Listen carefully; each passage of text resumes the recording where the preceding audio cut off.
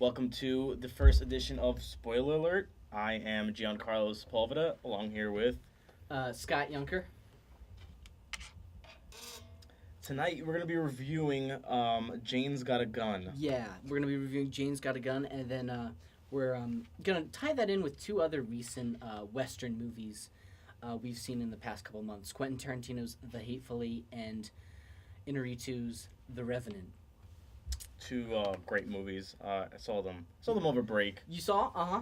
What was it? Revenant was interesting. Uh-huh. Leonardo DiCaprio definitely did everything that he could To get an Oscar. to try to earn that Oscar. But did he, what did you think about his performance? Oh man, I think it was good. I think it was definitely. I'd give him the Oscar for it. Mm-hmm. I would just be like, you know what, here you go. I would wrap it for him in a little bow and just be like, you know what, here's the Oscar, man. Because the guy, he worked for it. He did. He went through some stuff with a bear that I'm not gonna say, and he slept inside a horse. Yeah. His horse falls off a cliff and he cuts it open and he sleeps inside of it. It's like Han Solo with the Tauntaun. Yeah. Except it's naked Leonardo DiCaprio with a horse. Exactly. But it's the same concept. Yeah, it's surviving. It's absolutely crazy and Oscar worthy. Yeah, and like that bear thing, like that was a rumor before it came out. If you don't know what we're talking about, Google Google the Revenant bear attack, and you'll soon find out. I feel like I know that was just rumor, but that subtext was present in that scene. I'm not gonna lie. It was, but I think a lot of people, like, I went to go see the movie with my parents, and after we left the movie, they were like, no, it didn't happen. That didn't happen. They were just, like, wrestling.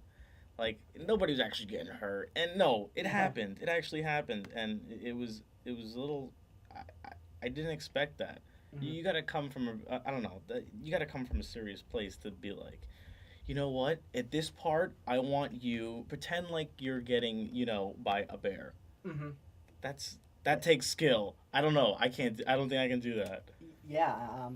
And I guess that was all CGI. Like it looked so real. I'm not sure how they filmed that. It was CGI. Definitely CGI. Or a guy in a suit. You know how they put the guy in the green suit? That's what I was thinking. And then they have him behind him.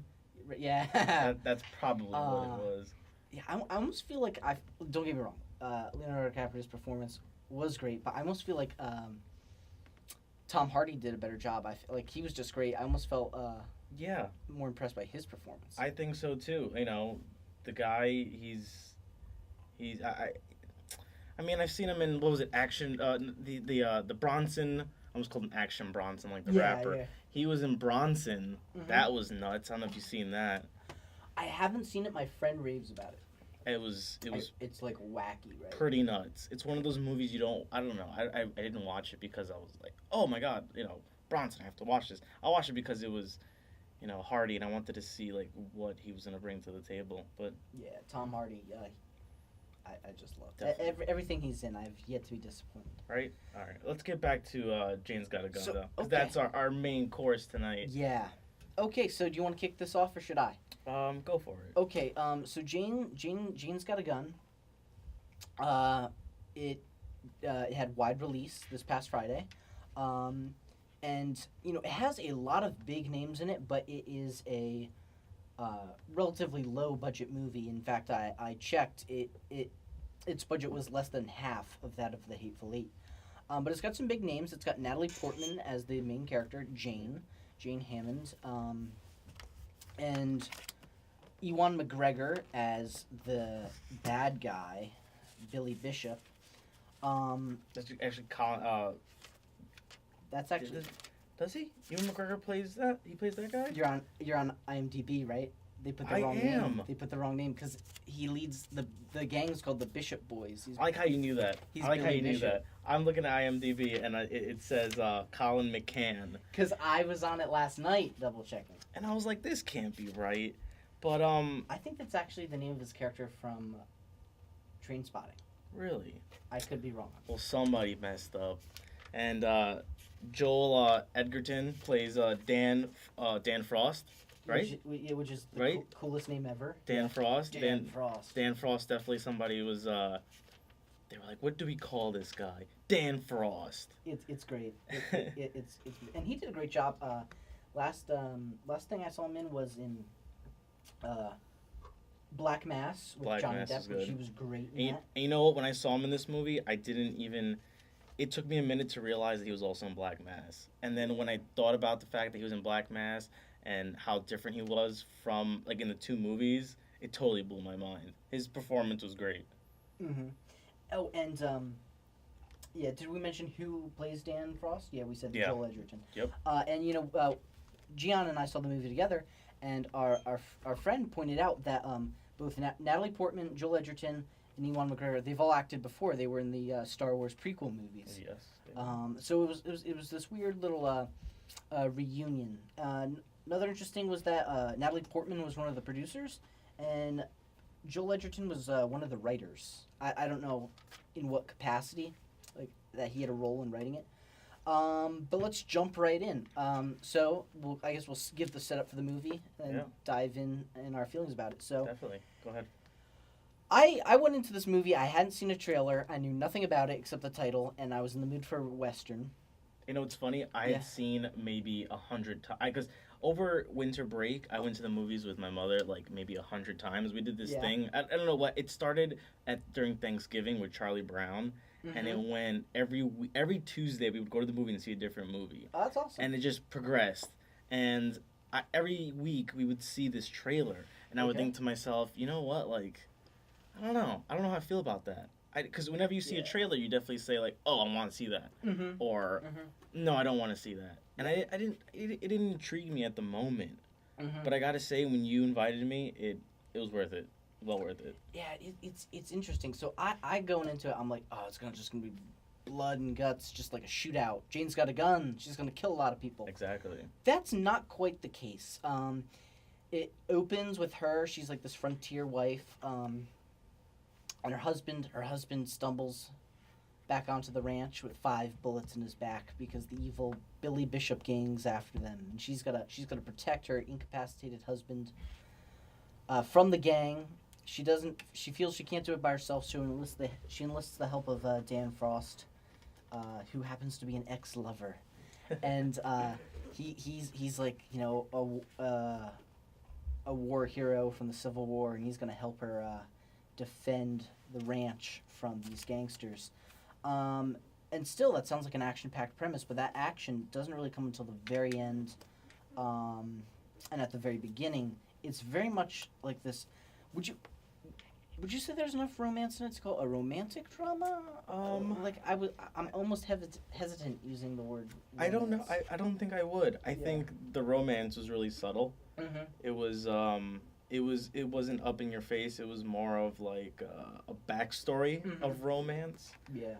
Even when like her husband is shot up and he comes home, she doesn't even show like this love towards him. Yeah. You know. Yeah, it's very clear, and same with the other guy. Dan Frost. Like with both men, it's very clear like that she cares for both of them, but like you never actually see like a physical manifestation. Well, of I that. think she showed more love towards Dan.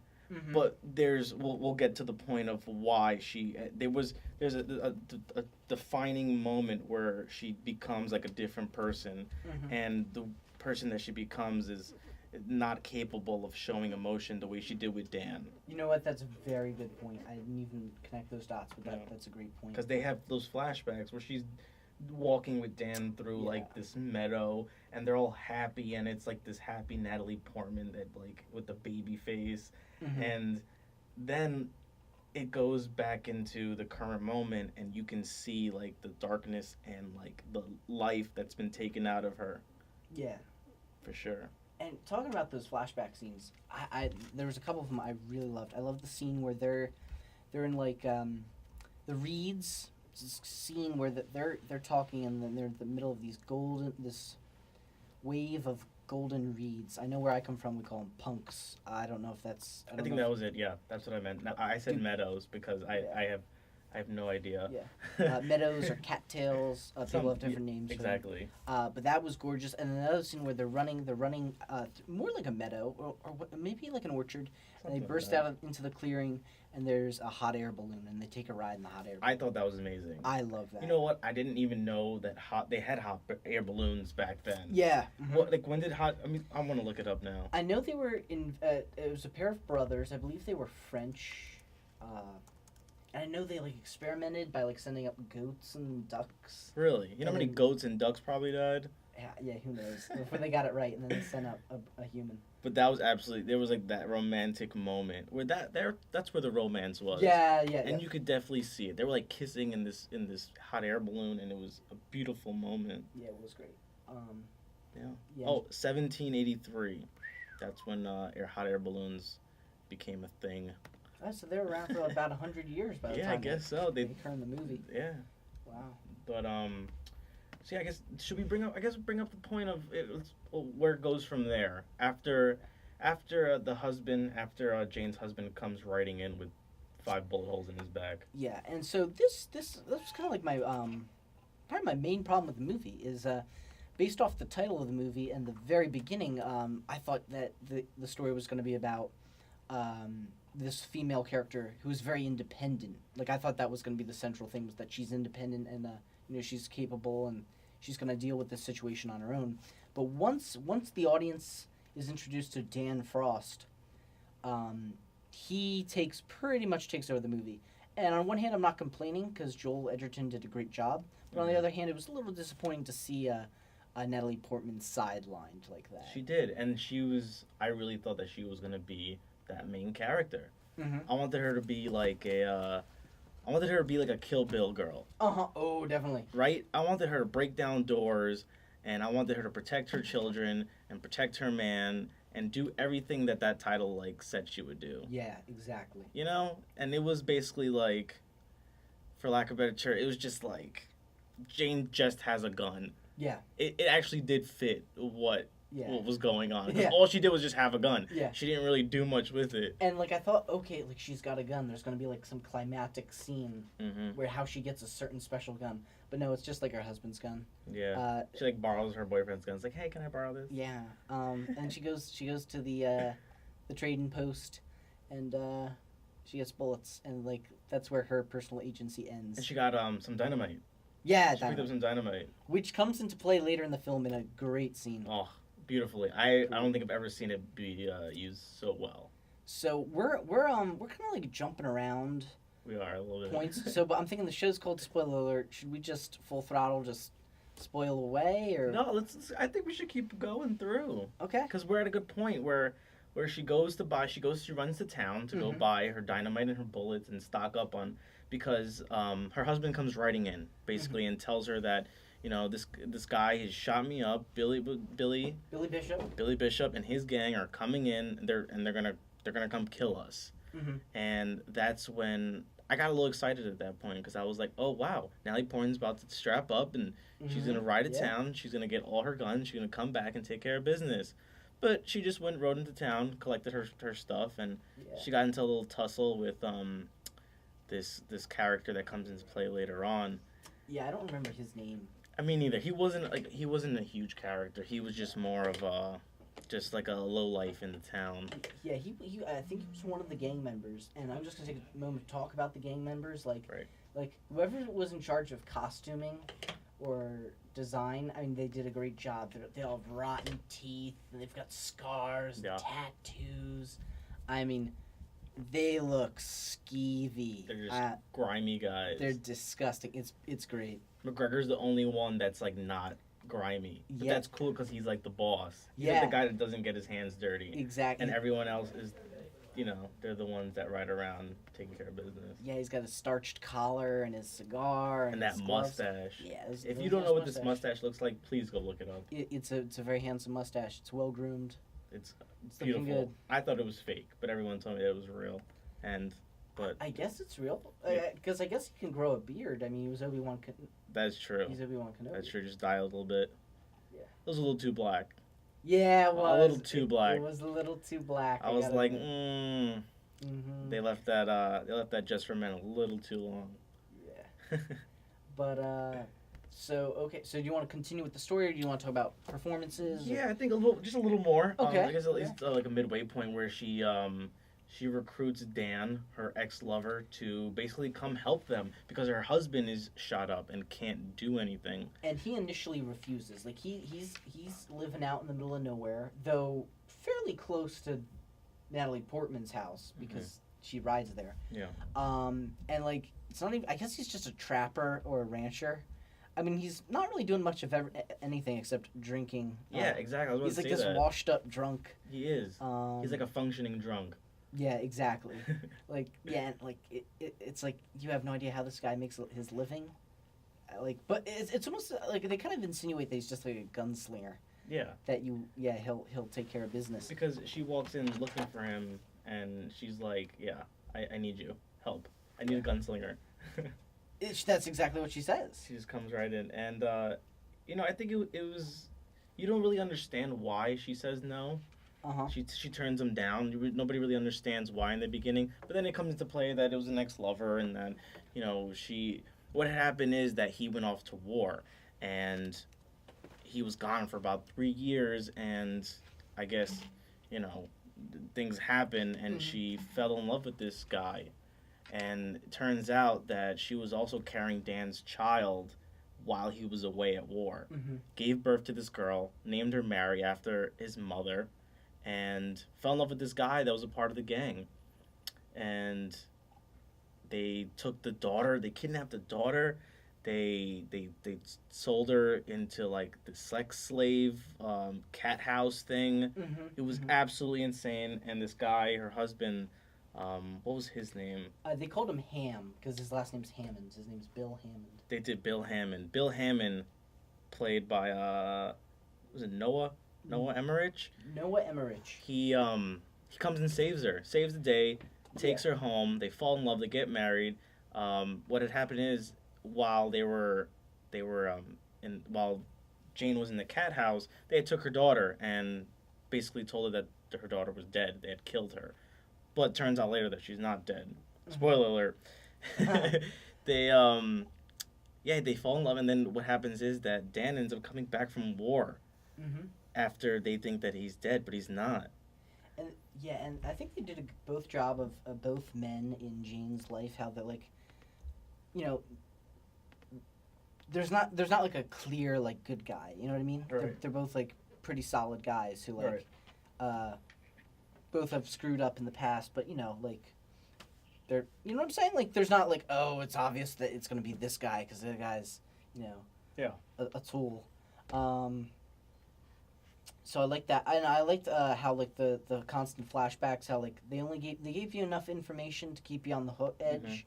You weren't quite sure what was going on, but it wasn't to the point where you were confused or annoyed. Exactly. You were kind of always waiting for more information, and they gave it to you. It was very like satisfying. Yes. Because you were like, oh, why is that happening? Who is this? Who's that? What are the relation between them? And then, yeah. And so the film, it kind of wraps. So we get to the point where Dan agrees he's going to help Jane. Bill, her current husband, he's pretty much sidelined. I mean, he's comatose. He doesn't really say much or do much. And it's kind of up to Dan and Jane to like booby trap the house with the dynamite, and they make homemade grenades out of mason jars and nails. Right. And they bury those in the front lawn. So that night, when the attack that we've been waiting for the entire movie, led by the Bishop boys, occurs, that's just a great scene. It's like it's night, the moonlight is shining down like blue on the landscape, and you see these dark figures moving across the front yard, and it just explodes in this incredible fireball. It was so cool. It was great. They just shot. How did they know where they were? They had they had planted these little jars. Yeah. And that was so cool. They like I don't know how they did that. In terms of special effects, or No, that they should have gone into more like how did they know the placement? oh They yeah, knew like where they were, and they shot them. I think weren't they buried, I think they shot like one and it was like a chain reaction. and they all went off. That's what I think. That was awesome. It was like a one shot all. Yeah, regardless, it was incredible to watch. I kind of wish that shootout was a little longer though. Yeah, I really do, because yeah, I guess as movie lovers, we're used to these big shootouts. exactly. Where there's just this big like symphony of bullets flying and there's people dying and limbs going off, and Yeah. that didn't happen here. Yeah, kind of the problem was you didn't really see much. I mean, there wasn't a shot where you couldn't see the people shooting at them. There was just flashes of light in the darkness. And while that was cool on its own, Right. it would have been more satisfying to then have like some more shots of like the actual fight that you could see going on. Instead, it's kind of like people shooting off screen. Yeah, and I think that's where that low budget comes in. Exactly. It's kind of just like, you know, there's bullets coming through. Yeah. You know people are dying, but you don't see it. Yeah. And I think they did that well. Yeah, I think they did well with what they had. They sold it well. Yeah. Yeah. I guess. Yeah, we were spoiled by Hateful Eight and the Revenant, which had significantly larger budgets than we're able to get away with, like on screen. Way larger. Gore. Oh my God, Hateful Eight. Oh, It's like it's upward of 40 million. no way. The budget? Yeah. Wow. And Revenant, I think, was 125 million. That I believe. It's insane. They were like in Utah. Were they in Utah? I think so. Which movie? Oh, no, they were like in Canada in Revenant. They were. They shot in Argentina as well. Yep. That's pretty nuts. They were all over the place. Oh my God, that's a dream. To travel around with the set Yeah. of Revenant. that Oh would my be God. cool. You know the things. Oh my God, I would do anything to get on a set like that. Well, did you hear the story about? I'm assuming this is true, but apparently, like that director, this is where I betray my ignorance. What is it, Alejandro Inarritu? Yes, the director. Yeah.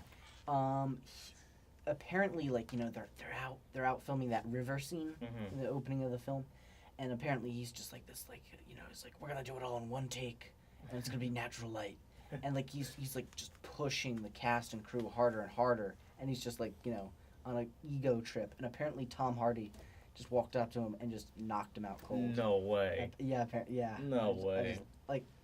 I kind of hope that happened because that's pretty awesome.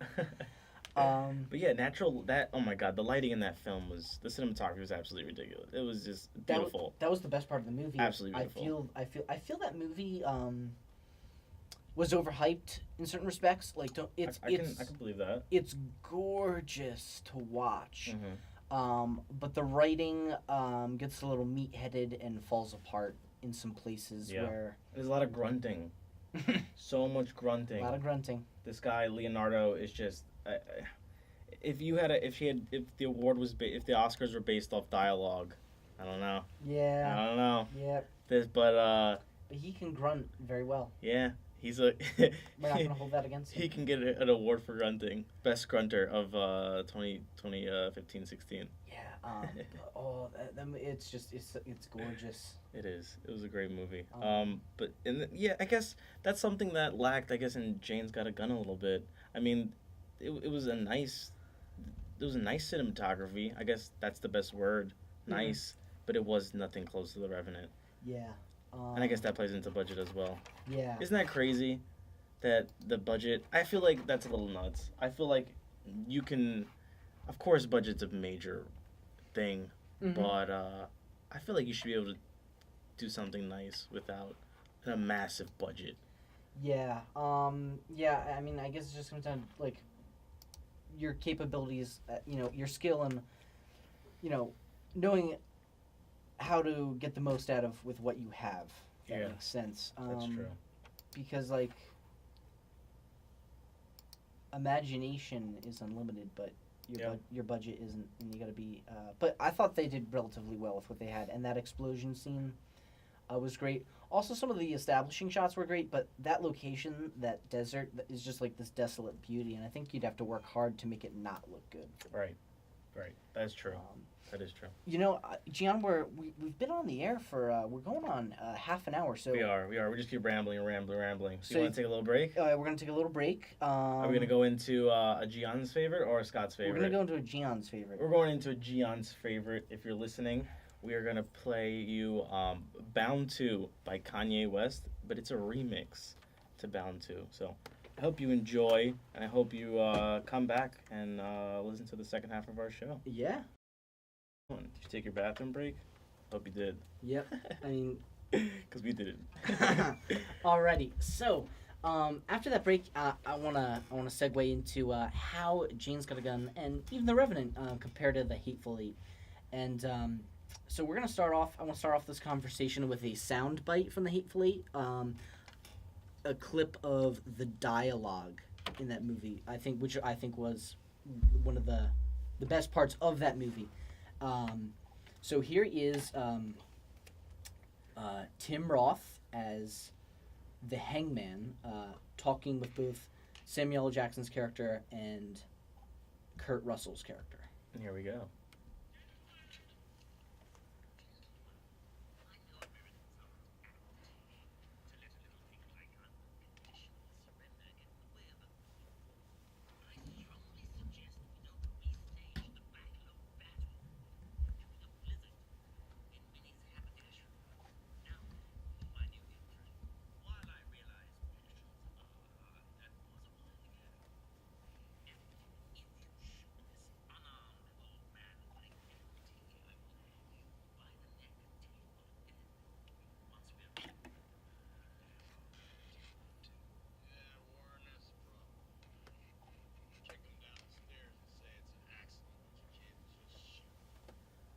Oh, I love that.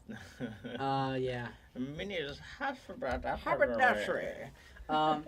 Yeah. I think Tim Roth's performance in that movie might have been my favorite, as just like this ultra proper British hangman who turns out to not be anything of the sort. He is. When you saw him, didn't you? I didn't know hangman was a job.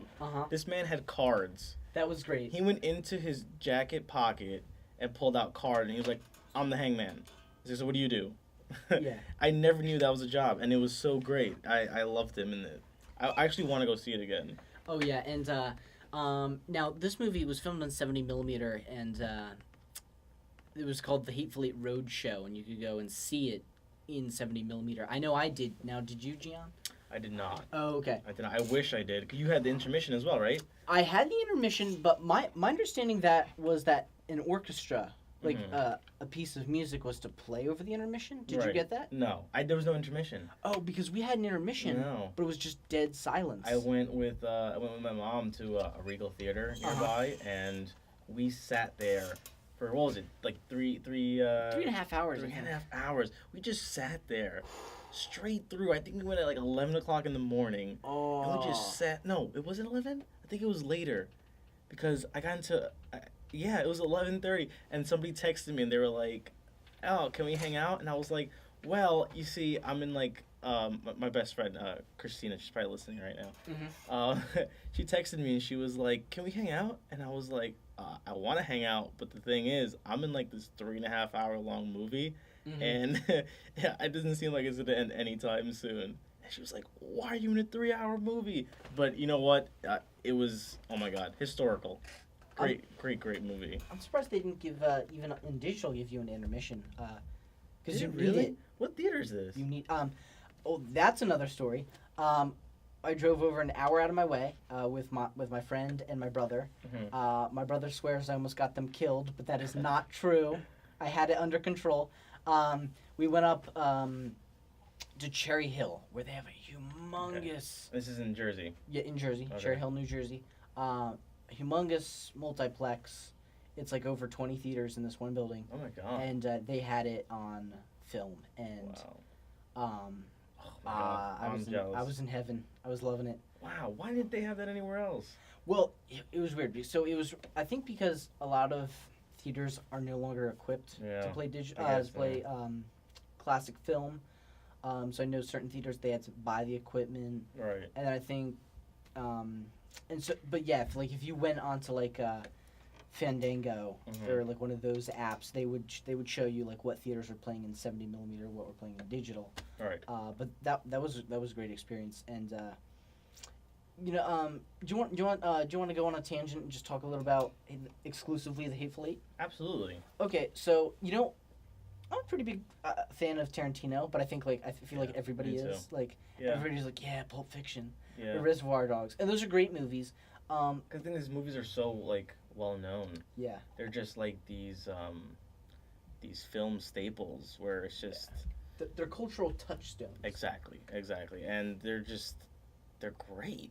I mean, it's everything you want to see in a movie. I mean, I wouldn't suggest a young child go see a Tarantino movie, but it's like a Kill Bill. Oh my God! I think I wasn't that old when I started watching Kill Bill, Wow. and it blew my mind. I loved it. Just the cinematography, the storyline, all the gore, the heads flying off, the arms flying off. It was just great. Yeah. But Hateful Eight, he did it again. Yeah, and you know what? I gotta preface this by saying I never feel qualified to discuss a Tarantino movie because part of his brand, if you will, is putting together a pastiche of older movies. And so while I know that his films are filled with references and callbacks to older material, Right. or simply just stylistically influenced by them, I never feel like I've seen enough movies to catch everything. Yeah. But just on a story level and on a wackiness level, I really enjoyed this movie. The score was great. It was by, I believe his name is Ennio Morricone. I apologize if I'm butchering your name, good sir. If you ever happen to listen to this. Ennio Morricone. And he actually scored The Good, the Bad, and the Ugly. That was great. Kurt Russell, gotta love Kurt Russell. Yes, absolutely. And just out of the movie, right after the intermission, I think it was, the movie takes a bit of a left turn for a little bit, where it swerves into, it stops feeling like a Western, and for about 15, 20 minutes, it felt like a BBC detective show, where all of a sudden Quentin Tarantino starts narrating it about somebody put poison in the coffee. Who was it? Was it him? I like that though. I loved it. I was like, this is bizarre. It was like out of nowhere. There was no narration until like this one part. Yeah. And I was like, ooh, all right. Yeah. And his voice is so goofy. He's got a really goofy voice. It is. But I like how he did it. Yeah, I did too. It kind of like detaches you from like the film. Like you're locked in and you're like in this like different, you feel like you're not in the real world anymore, and his voice comes on. You're like, oh, that's Quentin Tarantino. Yeah. It's kind of like he was there in the theater, like telling you it was kind of like updated going on. Yeah, and the movie, tell you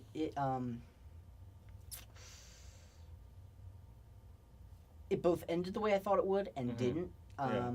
My theory, going into it, I'm like, okay, my theory was they're either all gonna get out alive or only Kurt Russell's gonna get alive. And so it ended with pretty much everybody dying. Yeah. The final two remaining characters, they definitely died. They definitely died because Samuel Jackson got a genitalia. His genitalia. He got shot in the crotch by Channing Tatum. That is what happened. His genitalia got shot off. I like butchering that, like DJ Khaled. Like you ever heard him on the radio? I've never heard him say genitalia. No, he doesn't go genitalia. He goes accurate. He says accurate. That's an accurate fact. Accurate fact. I've never heard that. Yeah, he got shot, and that nobody recovers from that. No, nobody. No. And where did the other guy get shot? Walt Gog. He just got torn to bits. Like everywhere. Everywhere. And I think they just rotted in there. Yeah, they really did. I think they kind of resigned themselves to that, but the best, but yeah, I was like they're all gonna die except for Kurt Russell, and like he's still gonna manage to bring this woman to justice. Yeah, that's not how it went at all. Like in the last third of the movie, it goes into an entire flashback. Who do you wish lived? Who do you wish walked out of that house? And if people don't know that they were in Hateful Eight. all the characters ended up locked up in a cabin together. Well, there was a snowstorm, so Mhm. they all ended up staying in this cabin in the middle of nowhere, and yeah, there was 8 of them, Yeah. and they all shot it out, and because people were poisoning each other and people were connected, and well, what happened was that Channing Tatum was in the film. That was so bizarre to Yeah, me. yeah, like the movie starts and you see his name in the opening credits. You're like, wait, what? And then it turns out that Channing Tatum was hiding in the basement the whole time, and he shot Samuel Jackson in the crotch. Yeah, It was pretty great. Like, he just comes out of nowhere. He did a great Yeah. job, by the way. he did. Um, And the guy's head blown off. Yeah. Oh my god, that was gruesome. And he did it. They did it like Quentin Tarantino would. Yeah. It was just like applesauce. It went from Channing Tatum, his head went to applesauce. Basically, that's the best way to put it. It was like a water balloon filled with tomato. Yeah. It was like a water balloon. Just Absolutely gruesome. I really, oh man, like, Who would come out of the house? Who would you wish? I wish Samuel L. Jackson and or Kurt Russell. Okay. I like Kurt Russell's character. Like, I don't know. I love Kurt Russell. You know what? I kind of would have laughed if it was at the Confederate commander. That old fart. Yeah. If the old fart like played dead, and just Oh, like yeah. woke up at the end and like peeked around and just kind of like scuttered. Scuttled off. Yeah, just Yeah. like creeped out the house. But that's not reality. I mean, they all got shot up, and like the way Quentin Tarantino does it, they all got theirs. You know, my professor. Earlier today I had a screenwriting class, and the professor talked about how he's not necessarily a big Tarantino fan because he feels Quentin Tarantino's been making the same movie over and over again since Pulp Fiction. What's your opinion on that? Do you think that's a valid Really? argument? He said that? This was Neil Scott, by the way. Neil Scott said this? Yeah. Shout out to Neil Scott, our one of our many loved professors here at Ramapo College. You know what? I love Neil Scott. He's a great guy, but I can't say I agree. I think Quentin Tarantino's films are all obviously they all follow a similar pattern of Yeah, that's cool. Yeah. But you know what? That's not. It's a style. Yeah, That's what it is. It's cynical to say brand, but in a sense No. it is. Like, when you walk into a Quentin Tarantino movie, to some extent, you know what you're getting. But that's. I love that part of it. Yeah, It's like knowing that you're gonna get a quality good. it's like you're gonna like I'm spending my money. This is well spent money. It's not like you walk into an Adam Sandler movie. You know, I love Adam Sandler, but no offense, you walk into his movie, you can't expect much. yeah. Did you see Blended? No. Horrible. The film should be blended. Oh, Take This DVD, is like where all of it, blend it. he goes with Jennifer Aniston to Africa. No, or it's something? that's another one. No, that's Ben Stiller. Ben Oh. Stiller and Jennifer Aniston, I think. Listen, I don't know. Yeah. I forget. But this one, he goes with Drew Barrymore. Oh, okay. They go to Africa with their children. Oh, They're okay. both like one is a widow and Drew Barrymore is like divorced, and they go to Africa and this and that. But forget it. Terrible movie. Shouldn't be reviewed. But yeah, it's I don't agree with Neil Scott's opinion there. I really think that all of his films are great and they all have their own story. I gotta say, I see where he's coming from, but in the end, I enjoy every Quentin Tarantino movie that I've seen. Like, maybe you can make an argument that there isn't any artistic growth, but I'm not sure about that. And every time I walk out of a Tarantino movie, I'm like, that was awesome. Yeah, exactly. That's how I feel. It's funny. My aunt Jeanette, she's listening in right now. Hello. She just commented here online saying, talking about Woody Allen, about how all Woody Allen's films are similar. You know what? I have a confession to make. I've never seen a Woody Allen movie. Really? I've never seen a Woody Allen movie. The closest I've gotten to seeing a Woody Allen movie is the Seinfeld episode where Kramer says, "These pretzels are making me thirsty."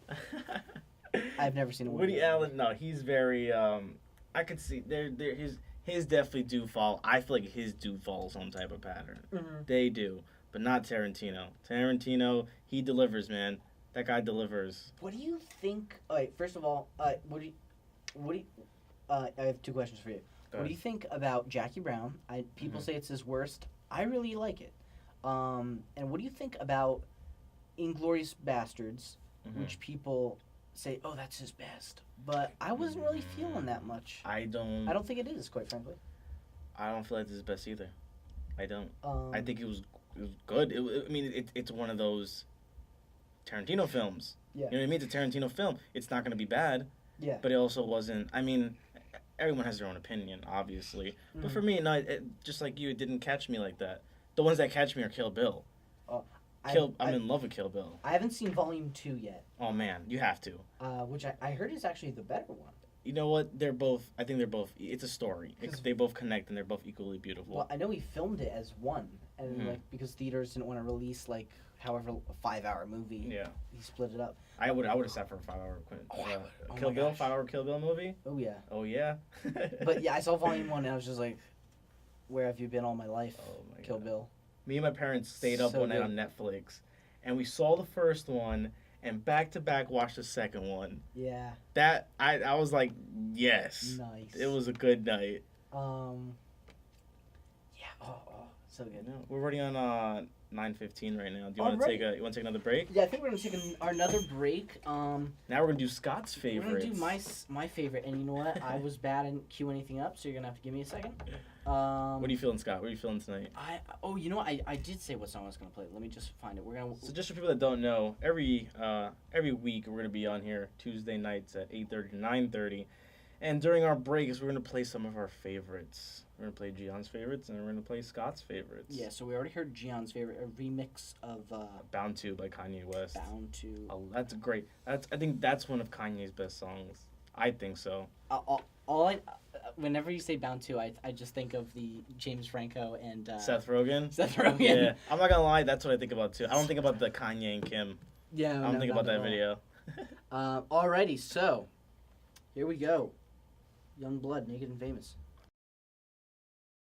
3, 2, 1. And hello, everybody. How you doing? We are back. Yeah. So where were we? About 10 minutes left here on the program right now. All right. Guess we should start wrapping up then. Yeah, I guess so. I don't want to leave, but no, it's been a good time. I guess we have to leave. Big boss man says it's time to leave.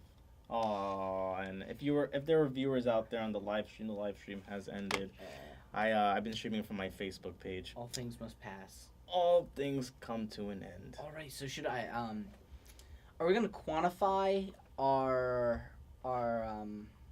ratings of these movies with stars, or are we just gonna that's a great idea. Okay. And then say why. We have 10 minutes to give our ratings and say why. Okay. How about you listen? Hateful Eight, The Revenant, Jane's Got a Gun. In order. Okay. In order from 3 to 1. Yeah. Okay. Number 3, Jane's Got a Gun. I agree. Jane's Got a Gun, and should I give it stars? Sure. I give Jane's Got a Gun out of 5. Okay. I give it a solid. I gotta be honest. I give it like a 2.5. A 2.5. I think I might be a bit more generous. I might bring that up to 3 myself, but a yeah. 3? 2.5, 3. Okay. You know, it's a solid movie, Yeah. but it's not gonna blow your mind. It's not. What do you give it a 3 for? Oh, you know why you give it a 3? You want to give it a 3? Why? Is because when I rate reviews for the paper, I'm not allowed to do half stars. Really? So I just automatically go. No half stars. We gotta talk to Brian about that. Yeah. What's up with that, Brian? If you're listening, we're calling you out. But yeah, I'd say 2.5 is fair. Yeah, I do 2.5. I like Natalie Portman. Yeah. I like the gunslinging. Mm-hmm. I like some of the actors, but there were just things lacking. Mm-hmm. You know, Ewan McGregor did not have enough screen time. Well, that was one of the movie's biggest faults. Yep. I wanted more of his character. I wanted to see Obi-Wan. I wanted to see him more. I wanted to see Jane. Mm-hmm. I wanted to see her shoot it up. Yeah. Did not. Jane had a gun, but all she did was put one in Mr. Bill's forehead. Yeah. And her boyfriend did most of the shooting for her. That is true. He's got 5 bullets in his back. To be honest, and I said this to some I said this to you as well as our friend Sam that came to watch the movie. Mm-hmm. I walked in there thinking that this was going to be a girl power movie. Yes. No offense to any females listening. I thought it was going to be a girl power movie. Mm-hmm. And I was like, you know what? This is good. This is good for the female community. I want to see Jane mess some stuff up, Yeah. and she didn't do it. Her Yeah. boyfriend did it for her, and that's pretty disappointing. It was like they set it up.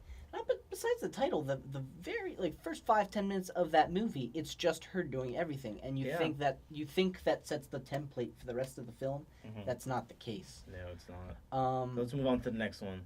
Okay, so what's your number 2? We don't want to chop it up, bash it up. My number 2,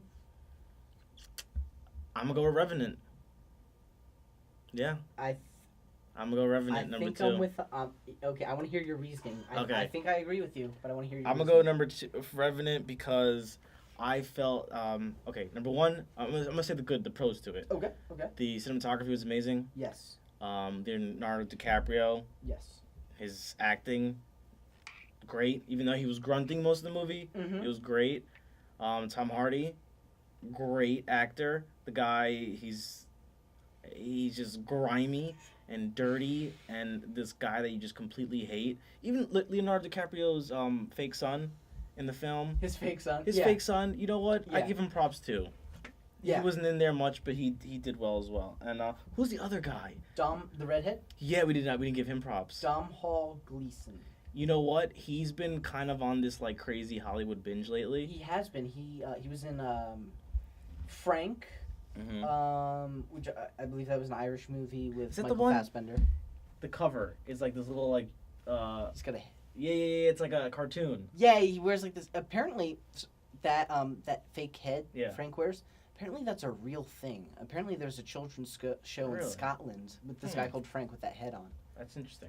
And he was also in. Gleeson was also in Ex Machina, which I have not seen, but I think that's where a lot of people know him Oh from. man, you haven't seen that? No. With our buddy Poe Dameron. Oh yeah.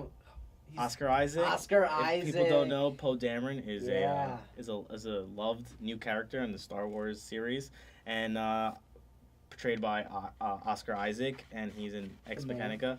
Absolutely great movie. That's gonna have to be reviewed. Oh, I'm gonna have to see that. That's a good again. one. It's on Apple movies. Somebody actually stopped me in the hallway, and this person, I hadn't talked to him, I didn't even know their name, but they're like, I forget what it was. It was just have you seen Ex Machina? Really? What did you think of it? I was like, I don't know, I haven't seen it. He's like, watch it. You know, I And then he stumbled left. upon it. Did you really? I did. I got a gift card for iTunes, Mhm. and I was like, whenever I get a gift card for iTunes, I watch movies Mhm. instead of buying music, because Gotcha. music is everywhere now. You could download it off practically anywhere. You can strip it off YouTube. So I Mhm. watch movies, and I found Ex Mechanica, and I was like, let's do this. And it was great, absolutely great. But Revenant. Back to Revenant. Sleeping in a horse, that's a pro for me. That takes something. Even though it was a fake horse, that was cool. Getting assaulted by a bear, props to that. And that totally happened, people. Yeah, it's pretty nuts. He got assaulted by a bear. And assaulted in ways in which we can't talk about. Yeah. But a little too hyped. Do you want me to rip it a new one? Yeah, go for it. I have ammo that Go I'm waiting to for it. unleash. All right, this movie. Unleash, Scott. Okay. Unleash. So, in terms of cinematography, this is one of the most gorgeous films that came out in 2015. Amen. But what killed it for me was and acting superb. What killed it for me was the end. The ending, at times the story just it wavered between being very pretentious and being knuckle-draggingly dumb. There's Scott. There's bits of dialogue in this movie towards the end, which is totally clear to the audience through subtext, but the characters, there's a scene Tom Hardy, he's finally confronting DiCaprio, and he says, "You came all this way just to kill me. You think this is going to bring your son back?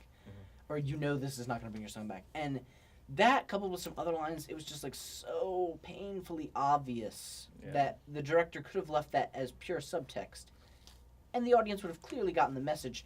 But by vocalizing those meanings, by giving characters dialogue, I wanted to punch the screen. It kind of killed it for me. But you know what? We're running out of time. Do you want to do Hateful Eight real quick? Yep, Hateful Eight really quick. We got 3 minutes left. Hateful Eight, I give Hateful Eight... Can we get half? We're giving half stars? Yeah, we're doing half stars. I give it 4.5. We're in sync today. I 4.5. would also give it 4.5 because stars. I can't give things 5. You No. gotta do something. You gotta blow my mind. Yeah. To give 5. I got some movies that I give 5, but not Hateful Eight. I might even give Hateful Eight just 4. 4? Okay, I could see that. I give it 4.5 because I feel a little generous tonight. Mm-hmm. I'm kind of in a good mood right now. Alrighty. It was just beautiful. Even though it was 3.5 hours. I felt like I was living in this movie. Oh yeah, you created a world. When you're in the carriage with them, and they're just talking, and he like punches her in the face, and it's just the snow. They pick up Samuel L. Jackson. They pick up the sheriff. It just drags on and on and on, and you're wondering if they're ever gonna get out of this carriage. Mm-hmm. And then they pull up to the cabin, and the movie just changes, and it becomes this carriage ride conversation, and turns into this totally different movie. And they're in a cabin, and the dynamic changes, and all these different characters get brought in, which was great. And each character is larger than life, Absolutely cartoonish, but in a good way. I think that's obviously intentional. Yep. And it was just this. It was kind of like a comic book of a movie. Just like it was great. Yeah, absolutely great. Alrighty, so I think we've wrapped up the reviews. All right, so I guess some shout-outs. Final shout-outs. I think my parents are still listening. Shout out to my parents. My parents support me in everything I do, and deal with my nonsense at times, and God bless them for that. Shout out to my aunt, Aunt Jeanette, and her boyfriend Danny, listening in right now from the Bronx. Shout out to a couple of my uncles are listening, maybe a couple cousins. Nice. My best friend Christina up in SUNY New Paltz, she's listening in. How about you, Scott? I don't know. I don't actually know who's listening. Probably my parents that are also very supporting. They also put up with my shenanigans. I also want to give a shout out to Janine. Yes, our absolutely. Camera Let's woman. get a round of applause for Janine. Yes. Thank you, Janine, our camera woman. This will be up tomorrow night on WRPR. She's doing a great job. She's in here with the studio with us. Yes, it'll be on YouTube tomorrow night. Yes, which I'm very excited for. So am I. I'm going to edit this up tonight. It's going to be beautiful. Alrighty, And so... do you want to take us out to some Darth Vader? Okay, let me just cue that up and... take us out the way we came in. Thank you, everybody, for listening. Please come back next week. We'll be here on Ramapo's very own WRPR with Spoiler Alert. And you're going to have to come back next week to know what movie we're reviewing. Have a good night. Good night, everybody.